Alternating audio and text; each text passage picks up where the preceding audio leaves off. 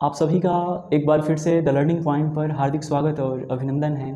आप सबको राधे राधे, जय श्री कृष्णा, आपका दिन शुभ हो। आज की इस वीडियो में मैं आप लोगों को त्रिकोणमिति के इंट्रोडक्शन पार्ट को बताऊंगा। आज मैं ये समझाऊंगा कि त्रिकोणमिति क्या होती है, त्रिकोणमिति के क्या उपयोग होते हैं। इन सब टॉपिक्स पर मैं आज चर्चा करूंगा। आपसे एक रिक्वेस्ट है कि आप इस वीडियो को पूरा देखें, क्योंकि त्रिकोणमिति का जो कॉन्सेप्ट है, अगर आप क्लास 10th में पढ़ते हैं तो सिर्फ वहीं तक के लिए सीमित नहीं है। इसका प्रयोग जनरल कॉम्पिटिशन्स वगैरह में भी होता है। अगर आप तैयारी कर रहे होंगे तो आपको त्रिकोणमिति के सवाल मिल रहे होंगे। इसके लिए आपको त्रिकोणमिति के बेसिक कॉन्सेप्ट्स को जानना बड़ा ज़रूरी है। तो मैंने भी सोचा कि त्रिकोणमिति पर एक वीडियो बनाऊं और इसके कॉन्सेप्ट्स पर कुछ काम करूं और आपको समझाने की कोशिश करूं। उसको अच्छे से समझाने का एक प्रयास मैंने इस वीडियो के माध्यम से करने की कोशिश की है। तो आपसे रिक्वेस्ट है कि बस आप वीडियो को थोड़ा सा देख लें और समझ लें कि त्रिकोणमिति क्या होती है। ऐसे अगर क्लास 10th में हैं आप तो चैप्टर 8 में इसका जिक्र किया गया है। इसे बहुत सारे सवाल भी आते हैं परीक्षा में। तो सबसे पहले समझते हैं कि त्रिकोणमिति होती क्या है। देखिए, जब इसका त्रिकोणमिति को पहले समझ लीजिए। अगर हिंदी को हम लोग किसी भी चीज़ को समझने के लिए आपको उसके नाम पर जाना होगा, उसके नाम को देखना होगा। देखिए, नाम में ही उसका अर्थ छिपा होता है। यहाँ पर लिखा हुआ है त्रिकोणमिति। जब हम इसको बांटेंगे अलग अलग शब्दों के बीच तो देखिए क्या बनेगा। त्रि का मतलब होता है तीन, कोण का मतलब आप समझ रहे हैं कोण, और मिति का मतलब होता है माप। ध्यान से देखिए, त्रिकोणमिति यानी तीन कोण की माप। अगर इसके इंग्लिश वाले पार्ट को बांटिएगा तो देखिए, ट्राई यानी तीन, गोनो यानी कोण, और मेट्री यानी माप। हालांकि ये मैंने सिर्फ आपको त्रिकोणमिति यानी हिंदी और इंग्लिश के वर्ड्स को बांटकर दिखाया कि इसका अर्थ ये होता है त्रि का तीन, कोण का कोण, मिति का माप, ट्राई, गोनो और मेट्री। लेकिन इंग्लिश की जहाँ तक अगर बात की जाए तो आप थोड़ा सा इसको नोट करिएगा कि त्रिगोनोमेट्री जो है, त्रिकोणमिति जो है, इसका इंग्लिश वर्ड जो है ग्रीक भाषा के, ध्यान रखिएगा, ग्रीक भाषा के 3 शब्दों से मिलकर बना है।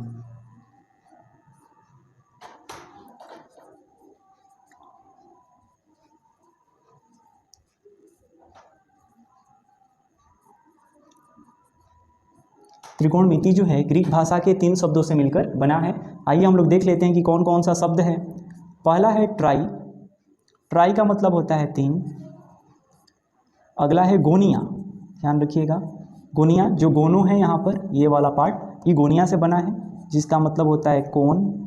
और मेट्रॉन, ध्यान रखिएगा, मेट्रॉन, मेट्रॉन का मतलब होता है माप। जब हम इसके उत्पत्ति को देखते हैं, यानी कि कहाँ से ये बना है, तो ग्रीक भाषा के 3 शब्दों से बना है, ट्राई, गोनिया और मेट्रॉन। हिंदी अर्थ देखें तो ट्राई का मतलब तीन, गोनिया का मतलब कोण और मेट्रॉन का मतलब माप होता है। जब इसको सम्मिलित रूप से हम अगर समझना चाहें तो आपको मिलेगा तीन कोणों की माप। त्रिकोणमिति का मतलब क्या हो जाएगा? तीन कोणों की माप, तीन कोणों की माप। देखिए, ये इसके शब्द से ही पता चल रहा है, यानी हम लोगों ने ये जो निकाला, इसकी उत्पत्ति के शब्द जो हैं उसके अर्थ क्या कह रहे हैं, उससे इस अर्थ को निकाला। त्रिकोणमिति का मतलब तीन कोणों की माप। हिंदी में भी मैंने आपको बताया कि त्रि मतलब तीन, कोण मतलब कोण, समझ ही रहे, मिति मतलब माप। अब तीन कोणों की माप, यहाँ तक आपको सिर्फ इसके शब्द से पता चला। तो एक्चुअली क्या होता है, ध्यान दीजिए, ये जो तीन कोण होते हैं वो एक त्रिभुज में होते हैं। ये जो तीन कोण होता है एक त्रिभुज में होता है, चाहे वो कैसा भी त्रिभुज हो। देखिए, कोण ए, एक दूसरा, एक तीसरा, 1 2 3। तो यहाँ पर हम तीन कोणों की माप की जगह हम जानते हैं कि ये तीन जो कोण होता है एक त्रिभुज में ही होता है, तो हम लिख सकते हैं कि त्रिभुज की माप। यहाँ पर हम आसानी से लिख सकते हैं त्रिभुज की माप।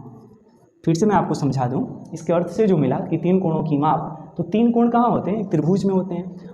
तो इस प्रकार हम कह सकते हैं कि त्रिकोणमिति जो है तीन कोणों की माप है, यानी त्रिभुज की माप है।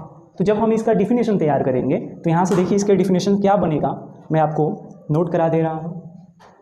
इसको एक बार देख लीजिएगा ध्यान से। अगर इसके आधार पर मैं आपको डिफिनेशन लिखवाऊँ तो क्या होगा डिफिनेशन, आप देख लीजिए।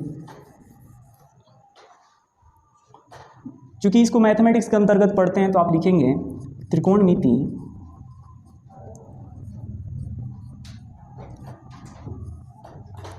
गणित वह शाखा है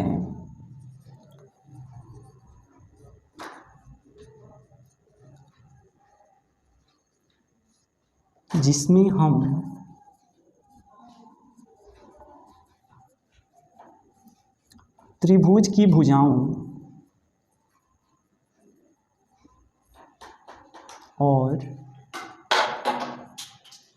त्रिभुज की भुजाओं और उसके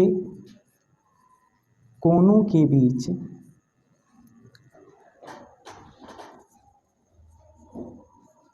संबंध का अध्ययन करते हैं।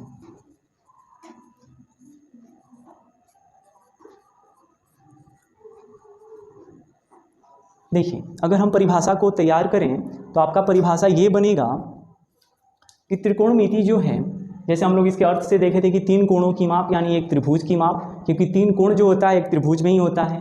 अगर हम परिभाषा को तैयार करें तो इस प्रकार से लिख सकते हैं कि त्रिकोणमिति गणित की वह शाखा है, यानी उस टाइप का ब्रांच है जिसमें हम त्रिभुज की भुजाओं और उसके कोणों के बीच संबंध का अध्ययन करते हैं। यहाँ तक आप समझ गए होंगे। अब देखिए, हर चीज़ के खोजकर्ता कोई कोई होता है, आप समझ रहे हैं इस चीज़ को। हर पार्ट, हर कुछ भी हो ऐसा तो उसके कुछ कोई ना कोई खोजकर्ता होते हैं। तो अगर हम त्रिकोणमिति की खोजकर्ता के बारे में बात करें तो सबसे पहला नाम तो आर्यभट्ट साहब का आता है। आर्यभट्ट को त्रिकोणमिति का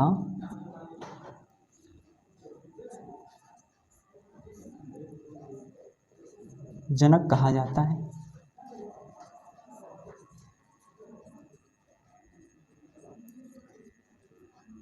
अब ये जो देखिए मैंने लिखा कि आर्यभट्ट को त्रिकोणमिति का जनक कहा जाता है, यहाँ पर आपको थोड़ी सी परेशानी होगी क्योंकि कहीं कहीं पर त्रिकोणमिति के जनक के रूप में हिपार्कस को माना जाता है। ये भी पॉइंट मैं आपको नोट करा दे रहा हूँ। हिपार्कस को त्रिकोणमिति का जनक कहा जाता है। अब देखिए, अब आप कंफ्यूज होंगे कि मैंने दो नाम क्यों लिखे।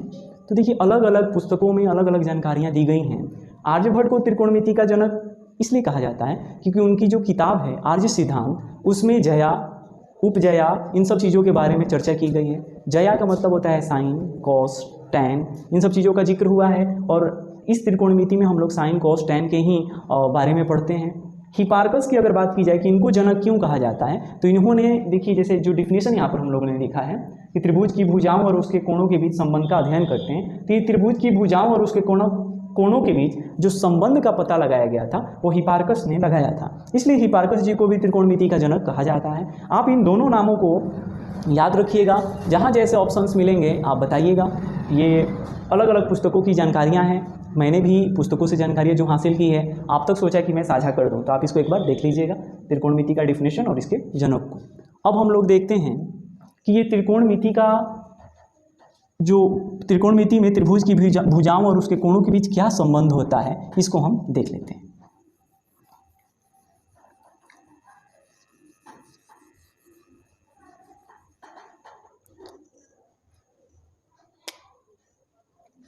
देखिए यहाँ पर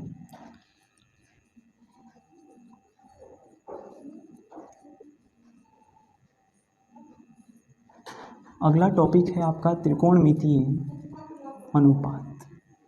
अब ये त्रिकोणमितीय अनुपात क्या है, इसको भी आप नोट करिएगा कि किसी समकोण त्रिभुज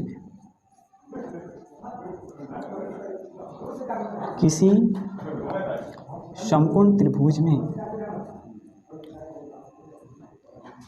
न्यून कोण के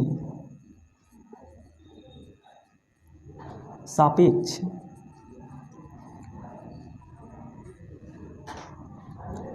उसके भुजाओं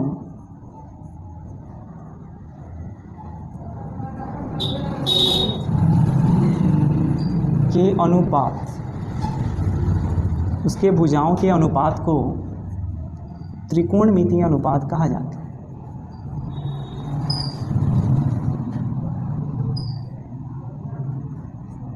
त्रिकोणमितीय अनुपात कहा जाता है।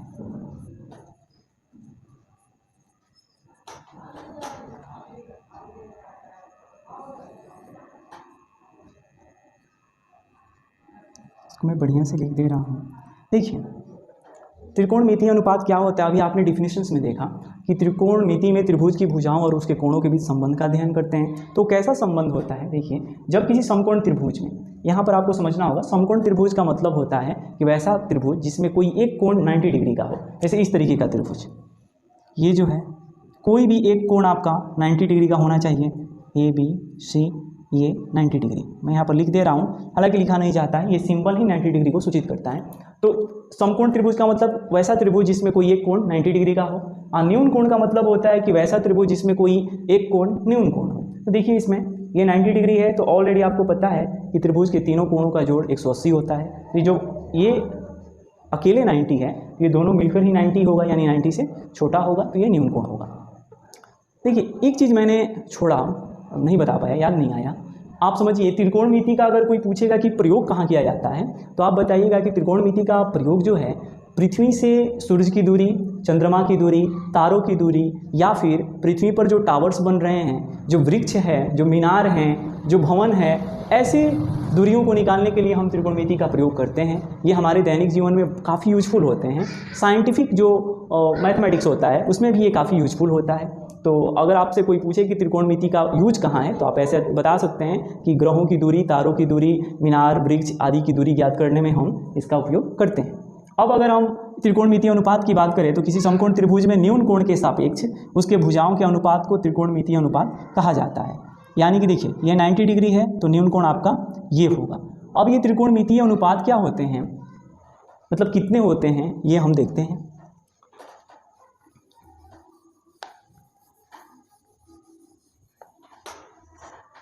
देखिए ये अगला पॉइंट है, 6 होते हैं। यानी अगर कोई आपसे पूछे कि त्रिकोणमितीय अनुपात कितने होते हैं, तो ये 6 होते हैं। मैं एक डायग्राम बना दे रहा हूँ।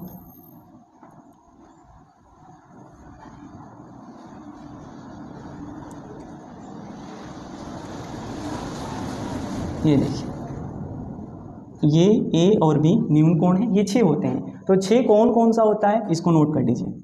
पहला होता है साइन थीटा, दूसरा कॉस थीटा, तीसरा टैन थीटा, चौथा कोसेक थीटा, पांचवा सेक थीटा, छठा कॉट थीटा। देखिए अगर त्रिकोणमितीय अनुपातों की बात करें तो ये 6 होते हैं। इसका जिक्र मैंने अपने पिछले वीडियो में, जहाँ पर मैंने टेबल बताया था कि इनका वैल्यूज़ क्या होता है, उसका शॉर्ट ट्रिक, उसमें मैंने जिक्र किया है। अगर वो वीडियो आप तक नहीं मिली है तो उसका लिंक मैंने डिस्क्रिप्शन में दे रखा है, आप वहाँ से देख सकते हैं। बड़ा शॉर्ट फार्मूला है, याद करने के लिए आपके लिए उपयोगी होगा। देखिए ये 6 होते हैं। उसमें भी मैंने बताया है कि जो 3 जो होते हैं ये तो मूल रूप से होते हैं, बाकी ये 3 एक दूसरे का अपोजिट होते हैं। देखिए साइन का अपोजिट कोसेक होता है, और कॉस का अपोजिट सेक होता है, और टैन का अपोजिट कॉट होता है। ध्यान से देखिएगा, साइन का अपोजिट कोसेक, कॉस का सेक और टैन का कॉट होता है। अगर हम इसके मूल नामों की बात करें तो साइन जो है वो इससे बना है, कॉस जो है इसका पूरा नाम कोसाइन है, टैन जो है इसका पूरा नाम टैंजेंट है, कोसेक जो है इसका पूरा नाम कोसेकेंट है, सेक जो है इसका पूरा नाम सेकेंट है, और कॉट जो है इसका पूरा नाम कोटेंजेंट है। ये जानना आपके लिए ज़रूरी होगा अगर डीप में पढ़ेंगे तो, कि साइन जो है इसका पूरा नाम ये, कॉस का ये, टैन का टेंजेंट, कोसेक का कोसेकेंट, सेक का सेकेंट और कॉट का कोटेंजेंट। इन्हीं 6 अनुपातों के सूत्रों के आधार पर, इन्हीं 6 अनुपातों के आधार पर आप महलों की ऊंचाई, मीनारों की ऊंचाई, ग्रहों की दूरियां, ये सारी चीज़ें हम फाइंड आउट कर सकते हैं, आप कर सकते हैं। तो चलिए देख लेते हैं कि इसका फॉर्मूला क्या होता है। एक बार इसको आप नोट कर लीजिए, उतार लीजिए। हम लोग अब फॉर्मूला देख लेते हैं कि इसका फॉर्मूला क्या होता है। मैं इसको मिटा रहा हूँ।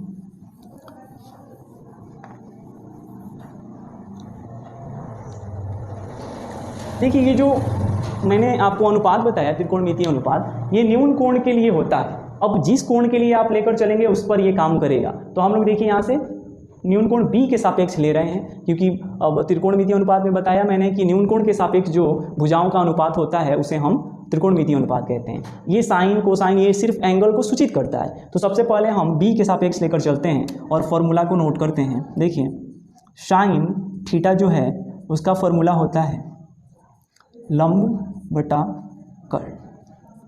ध्यान रखिएगा, समकोण त्रिभुज में आप ये भी जानते होंगे कि इस भाग को हम लोग आधार कहते हैं, इसको लंब कहते हैं और इसको कर्ण कहते हैं। जो सबसे बड़ी भुजा होती है कर्ण, और पाइथागोरस प्रमेय भी आप लोगों ने पढ़ा होगा, एच स्क्वायर, इसको एच कहते हैं, इसको पी कहते हैं, इसको बी कहते हैं।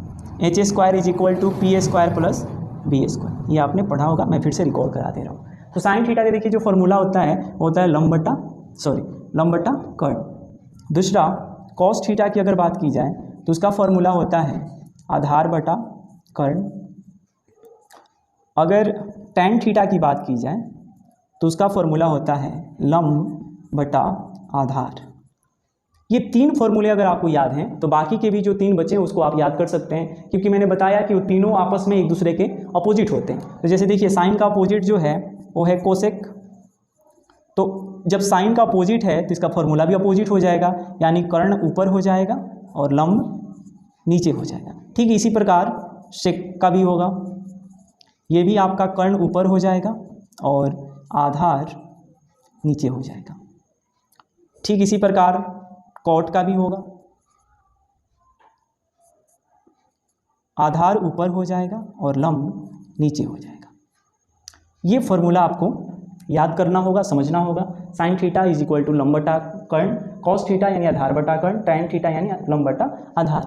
जनरली बच्चों को क्या हो जाता है कि भूल जाते हैं, तो भूल जाने पर बहुत एक मशहूर ट्रिक है, उसको भी मैं यहाँ पर नोट करा दे रहा हूँ। देखिए आपको ये याद रखना है साइन कॉस टैन, और साइन कॉस टैन के लिए आपको यहाँ पर मैं लिख दे रहा हूँ, बस ये तीनों को याद रखिएगा, होता है लाल बटा कक्का। ये काफ़ी मशहूर फॉर्मूला है, आपकी जानकारी में होगा भी, मैं भी बता दे रहा हूँ। लाल बटा कक्का से कैसे हम त्रिकोणमितीय अनुपात को निकालेंगे उसके फॉर्मूले को आप समझ लीजिए। ये शॉर्ट फॉर्मूला है। ये जो है लाल बटा कक्का, ये देखिए ये पहला पार्ट जो है साइन को सूचित करता है, दूसरा पार्ट जो है कॉस को, और थर्ड वाला पार्ट जो है ये टैन को, क्योंकि बाकी जो तीनों होते हैं एक दूसरे के अपोजिट होते हैं। तो देखिए एल होता है लंब के लिए और के होता है कर्ण के लिए, तो एल बटा के यानी लंब बटा कर्ण। ए होता है आधार के लिए और के फॉर कर्ण, तो कॉस थीटा में देखिए आधार बटा कर्ण, और टैन में है लंब बटा आधार। एल होता है लंब के लिए, ए होता है आधार के लिए, तो देखिए फॉर्मूला में भी है लंब बटा आधार। हम जानते हैं कि साइन कॉस टैन का अगर हम निकाल लेते हैं वैल्यू, तो आपको कोसेक सेक और कॉट का भी वैल्यू पता हो जाएगा। आज हम लोगों ने इस फॉर्मूले को देखा, वीडियो बड़ी हो जाएगी, आप बोर भी हो जाएंगे, इसलिए आज की वीडियो मैं यहीं पर समाप्त करता हूँ। अगली वीडियो में मैं आपको कैसे हम साइन और कॉस के लिए फॉर्मूला यूज करेंगे, कैसे इस पर प्रॉब्लम सॉल्व होते हैं, ये बताऊंगा। तब तक आप इस वीडियो को देखकर अपना बेसिक कॉन्सेप्ट जो है उसको क्लियर कर लीजिए। त्रिकोणमिति काफ़ी महत्वपूर्ण होता है और काफ़ी आपके लिए यूजफुल भी होगा। ये आगे की क्लासेज यानी 11th 12th में भी बड़ा काम आता है, कॉम्पिटेटिव एग्जाम्स के लिए भी बड़ा जरूरी होता है। तो इस बेसिक कॉन्सेप्ट्स को आप देख लीजिएगा। ये फॉर्मूला है लाल बटा कक्का, एल लंब और के कर्ण, ए आधार, के कर्ण, लंब बटा आधार, साइन कॉस टैन। टेबल्स को भी हम लोगों ने देख लिया है। अगर ये वीडियो आपको पसंद आई हो, आपको इससे कोई जानकारी मिली हो, तो प्लीज़ आप वीडियो को लाइक कीजिएगा, चैनल को सब्सक्राइब कर लीजिएगा, क्योंकि मैं ऐसे वीडियोज़ आप तक लाता रहूँगा और मुझे भी एक सपोर्ट मिलता रहेगा। और बस इतना ही आपसे कहूँगा, क्योंकि आप लोग यही काम नहीं करते हैं। आप सपोर्ट करके हम लोगों को एनर्जेटिक बना सकते हैं और कुछ करने का जुनून पैदा कर सकते हैं। मिलते हैं आपसे अगले वीडियो में, तब तक के लिए राधे राधे, जय श्री कृष्णा। आपका दिन शुभ हो, भगवान रक्षा करें आपकी। जय श्री राम।